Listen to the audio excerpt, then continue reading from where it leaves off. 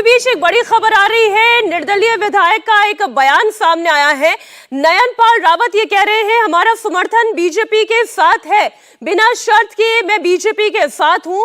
निर्दलीय विधायक हैं। मुख्यमंत्री मनोहर लाल खट्टर से मिलने के बाद नयनपाल रावत ने यह बयान दिया है। क्या कह रहे हैं, एक बार आपको सुनाते हैं।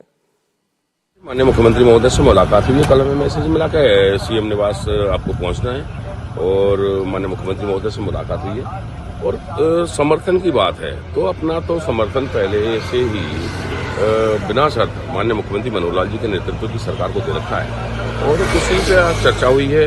लोकसभा के चुनाव को लेकर भी चर्चा हुई है। आगे की जो रणनीति है, जो बातचीत है, माननीय मुख्यमंत्री महोदय या हरियाणा सरकार तय करेगी। अभी दोबारा भी बुलाया क्या आपको? आज दोबारा कोई मुलाकात है? विधायक दल की बैठक में बुलाया? दोबारा का अभी हमारे पास कोई मैसेज नहीं है, बस सुबह याद किया। क्या मंथन क्या हुआ अंदर, किस तरीके की बातचीत लेकर कोई बातचीत हुई है? देखिए, अभी किसी की तरह की कोई बात नहीं हुई है। बस यही हमसे पूछा गया कि क्या आप सरकार के साथ खड़े हो, तो हमने एक ही बात कही कि निश्चित तौर पर माननीय मुख्यमंत्री मनोहर लाल जी के नेतृत्व में हरियाणा सरकार के साथ खड़े हैं, भारतीय जनता पार्टी सरकार के साथ। तो निर्दलीय विधायकों को सुबह सुबह ही कॉल आ गया था मुलाकात के लिए और एक मुलाकात हो भी गई है। और निर्दलीय विधायक रावत ये कह रहे हैं कि हर परिस्थिति में हमारा साथ तो बीजेपी के साथ ही है। इधर हरियाणा को लेकर एक और बड़ी खबर, लोकसभा के साथ ही विधानसभा चुनाव भी कराए जा सकते हैं, ऐसी पूरी पॉसिबिलिटी बन रही है। और इसमें कहा यह जा रहा है कि इससे बीजेपी को फायदा ही होगा। इसी साल चुनाव होने हैं, अगर इसी के साथ साथ यानी लोकसभा चुनाव के साथ साथ ही हरियाणा में विधानसभा चुनाव भी कंडक्ट करा लिए जाते हैं, तो जो एक मोमेंटम बीजेपी के लिए बन रहा है उसका फायदा विधानसभा चुनाव में भी मिल सकता है। देवेंद्र, से थोड़ा आप और एलैबोरेट करेंगे? और मीनाक्षी, 2 दिन पहले जैसे एक चीज़ मैं आपको बताऊं कि बीजेपी के राष्ट्रीय अध्यक्ष ने 2-3 नेताओं के बारे में जब ये पूछा, हरियाणा के 2-3 नेताओं के बारे में कि उनको लोकसभा चुनाव लड़ाया जाए या विधानसभा चुनाव लड़ाया जाए, ये आपस में सलाह मशवरा हुई थी, जो कि सूत्रों के द्वारा हमें जानकारी मिली। तो उस समय ये हैरानी हुई थी कि अभी विधानसभा चुनाव तो बाद में होने हैं, पार्टी अभी क्यों इस बात का मंथन कर रही है। अब जो चीज़ें सामने आई उससे ये बात समझ में आ रही है कि पार्टी ने ये पहले से तय कर रखा था कि आगे हमें क्या करना है। दूसरी चीज़ की साथ चुनाव कराए जाने को लेकर मीनाक्षी बहुत आसानी से समझिए कि अगर नरेंद्र मोदी लहर में कोई भी चुनाव होता है तो उसमें जो चुनाव का मूड है वो मूड तय होता है कि किस फैक्टर पे ये चुनाव जा रहा है। जैसे अगर हरियाणा की बात कर लें तो हरियाणा लोकसभा चुनाव के नतीजे कैसे होंगे ये सबको पता है।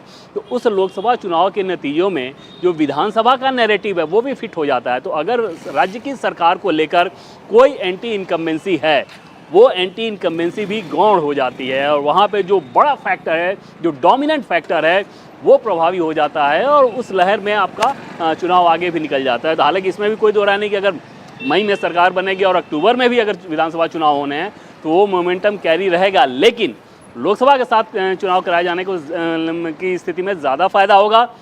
कुछ नेताओं ने ये राय ज़रूर दी है, ऐसे सोर्सेज के द्वारा हमें जानकारी मिली है। अंतिम फैसला पार्टी के टॉप लीडरशिप ने क्या किया, बीजेपी के राष्ट्रीय अध्यक्ष, देश के प्रधानमंत्री, गृहमंत्री अमित शाह, इन लोगों ने फैसला क्या किया है, इसकी जानकारी अभी नहीं है। मीनाक्षी, वही अगर विपक्षी खेमे की बात की जाए तो ये तो कांग्रेस के लिए बड़ी मुश्किल परिस्थिति हो जाएगी।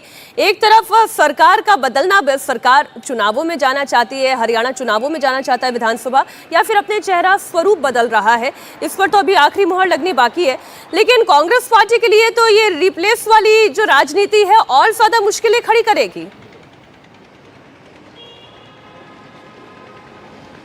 जी हाँ, बिल्कुल। और हरियाणा में अगर आप कांग्रेस पार्टी की स्थिति देखें तो वहाँ पे कोई बहुत अच्छी स्थिति नहीं है। आपस में गुटबाजी की समस्या इतनी बड़ी है, धड़े इतने ज़्यादा हैं कि वो आपस में ज़्यादा लड़ते हैं बनिस्बत वहाँ की सरकार से। वहाँ बीजेपी पार्टी से लड़ने के बजाय आपस में उनकी लड़ाई ज़्यादा होती है और वहाँ पर बीजेपी के लिए एक कंफर्टेबल पोजीशन है।